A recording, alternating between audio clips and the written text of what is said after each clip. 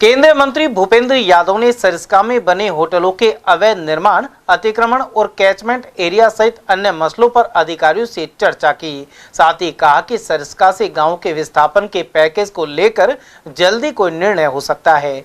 वहीं होटल संचालकों ने केंद्रीय मंत्री से मुलाकात की। उन्हें मंत्री ने पर्यटन को बढ़ावा देने के उद्देश्य से काम करने का आश्वासन दिया। साथ ही कहा कि सरिस्का से जुड़े कुछ विषय सुप्रीम कोर्ट में चल रहे हैं। इसके अलावा राजस्व भूमि के सर्वे मामले के विषय पर समीक्षा की गई। एलिवेटेड रोड को बनाने और एक्सप्रेस हाईवे को जोड़ने वाली रोड को बनाने पर आवश्यक चर्चा की गई। बृहत्तरी धाम के विकास को लेकर राज्य सरकार ने बजट देने की घोषणा की है, जिसका बेहतर उपयोग होगा। इसके अलावा सरिस्का के आसपास बसे ग्रामीण महिलाओं को स्किल ट्रेनिंग से जोड़ने और टूरिज्म को बढ़ावा देने पर भी काम किया जाएगा। सरिस्का को लेकर के काफ़ी सारे हमारे इश्यू पेंडिंग थे। सर्वोच्च न्यायालय में भी सरिस्का के क्रिटिकल जोन को लेकर के विषय चल रहा है, उसकी समीक्षा की गई। कुछ बड़ी संख्या में एक राजस्व भूमि के सर्वे का विषय चल रहा है, उसकी समीक्षा की गई।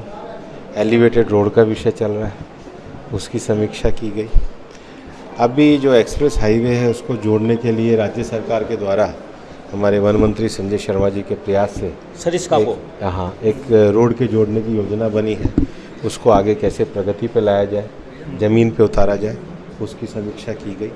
सरिस्का के आसपास के जो क्षेत्र हैं, जो बावड़िया हैं, जैन मंदिर हैं, अजबगढ़, भानगढ़, प्रतापगढ़ और विराटनगर में जो महाभारत कालीन जगह है, इवन जो कुछ पेंटिंग्स वगैरह हैं, तो सरिस्का का ये जो एक ऐतिहासिक स्थान है, इसकी विषय की चर्चा की गई। फिर बाबा भर्तृनाथ के स्थान को राजस्थान सरकार की बजट के द्वारा जो स्वीकृत किया गया, उसका कैसे विकास हो, उसकी चर्चा की गई। उसके साथ ही सरिस्का के आसपास के जो ग्रामीण क्षेत्र हैं, उनकी महिलाओं को सेल्फ हेल्प ग्रुप से जोड़ करके उनको स्किल ट्रेनिंग से कैसे जोड़ा जाए, उसकी चर्चा की गई। और अलवर में टूरिज़्म कैसे बढ़े, उसमें सरिस्का हमारा एक मेन पॉइंट है। हम कैसे अच्छे म्यूज़ियम बना सकते हैं। आज ही वन मंत्री जी के साथ हमने जो नगर वन का उद्घाटन किया है, बायोलॉजिकल पार्क है, साइंस सेंटर है, इसको समग्रता की दृष्टि से कैसे जोड़ा जाए, और सभी अधिकारियों से सुझाव भी लिए गए।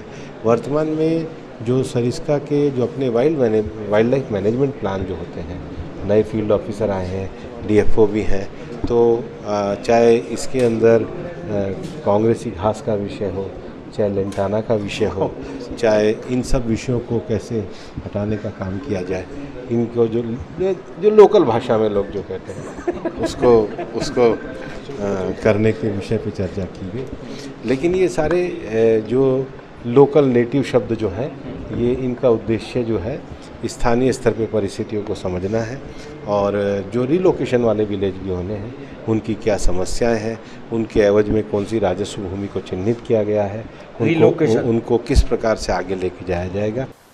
उधर होटल एसोसिएशन के प्रतिनिधि पवन खंडेलवाल ने बताया कि केंद्रीय मंत्री से होटल इंडस्ट्री के लिए बेहतर माहौल बनाने पर चर्चा हुई।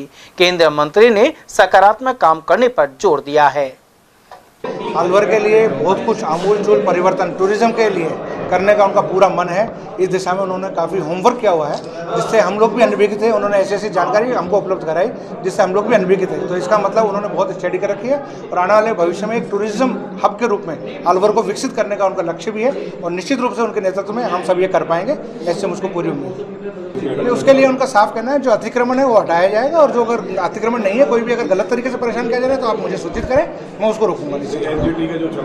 उसके लिए सुप्रीम कोर्ट में जो मैटर अंडर कोर्ट के अंडर विचाराधीन है, तो उनका निर्णय आने के बाद ही कोई विचार विमर्श इस पर हो पाएगा।